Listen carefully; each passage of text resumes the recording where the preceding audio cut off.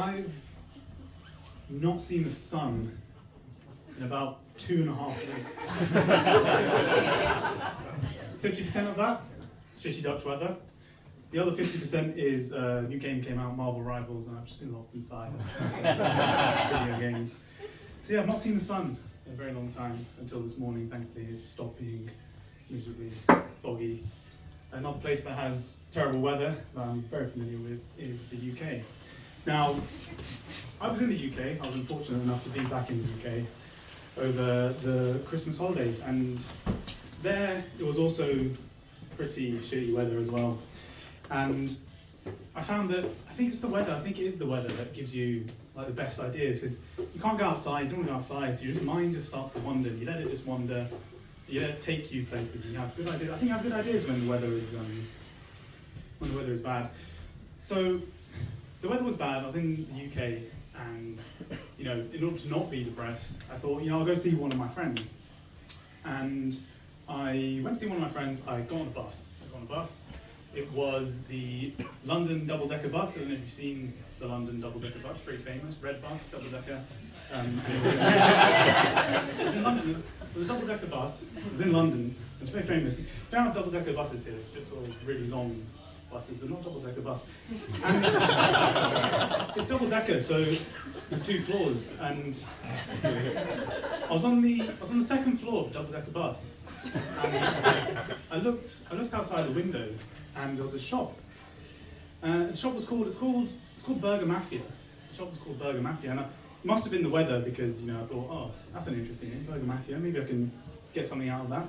Burger Mafia. Could you imagine if it actually was a Burger Mafia? Could you imagine if it actually was a Burger Mafia? What kind of conversation might happen in a shop that's actually called Burger Mafia? Conversation inside might go something like this. You come to me on the day of my daughter's barbecue and ask me to flambe a man. I won't do it, I won't. And the other guy would go, no, Don, no. I want justice and curly fries.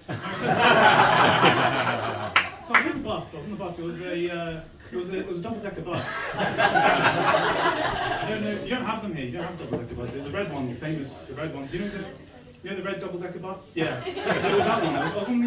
It was a double-decker bus. And I was on the second floor of the double-decker bus, and I was eating some crisps. I looked it up beforehand. I thought, is there a similar Dutch version of these crisps? But I was eating these crisps. It's quavers. Has anyone heard of quavers? No? Yeah, I didn't think so. So very British crisp. You don't have them here. I was eating this bag of quavers, and I looked out the window, and I saw this shop. And the shop was called Hair Salon Mafia. I thought, oh, that's interesting. Hair Salon Mafia. Could you imagine if it actually was a hair salon mafia? What kind of conversation would happen inside of hair salon mafia? Conversation inside might go something like this. You come to me on the day of my daughter's shampoo and blow dry.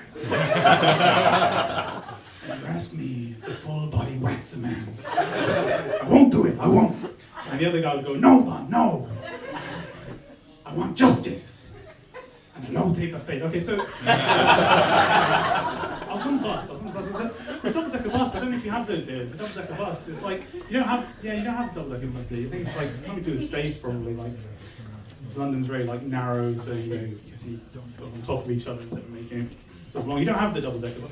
Do you know what's red one? It's the red one. You might have seen photos of it. It's the red one. It's the red double-decker bus. And I was on the second floor of the red double-decker bus, and it's a crisp. You don't really have it here. I looked up.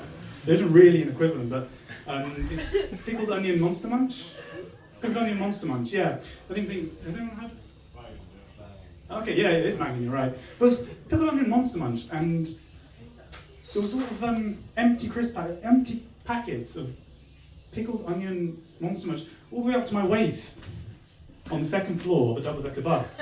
I was all the way up to and I waded over through the rubbish to the window, and I looked outside and I saw this shop, and the shop was called Helium! Helium, buy it right now, Helium! Matthew. And that's a bit odd, isn't it? That's a bit odd, isn't it? I thought, could you imagine there was a shop that not only sold helium with a rather aggressive marketing campaign, but was also part of an organised crime group? What kind of conversation would happen in a shop like that? What kind of conversation would happen in a shop like that? Connotation aside, it might go something like this. You come to me. Hold on 1 second. You come to me on the day of my daughter's 4th birthday party and ask me to fill a man with helium and tie weights to his ankles and pull him straight like spaghetti. I won't do it, I won't. And then the other guy would go, no. I want justice. I want one of those giraffe balloon animal things. Okay, so.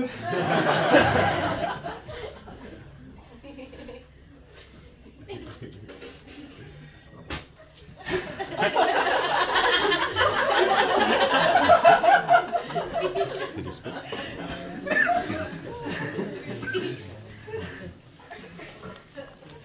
So I was on the bus. It was a double-decker bus. It was a red double-decker bus, and I was on the second floor of the red double-decker bus. And I looked out the window and I saw the shop, and the shop was called John Lennon Memorabilia. It's called John Lennon Memorabilia. Could you imagine all the people? Sort of easy, isn't it? It's not like that. It's so easy if you try, isn't it? Well, no hell below us and above us. Only sky. So I did this bit first time. I did it in London first time. And it was really good. I got a good amount of feedback. People seemed to enjoy it. But what they said, one main thing that they said was, perhaps if you ever did it again, cut it down from the full 40 shops to about 3 or 4 of your favourites. So that's what I've done here today. Thank you very much. That's all I